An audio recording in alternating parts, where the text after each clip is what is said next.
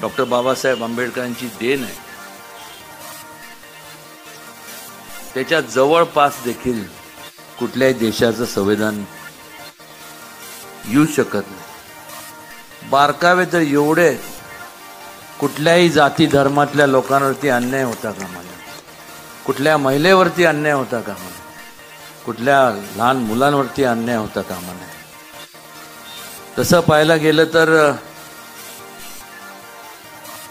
त्यांची सुरुवात जे माझ्या वाचनात आहे ते नेहमी तिथं वरती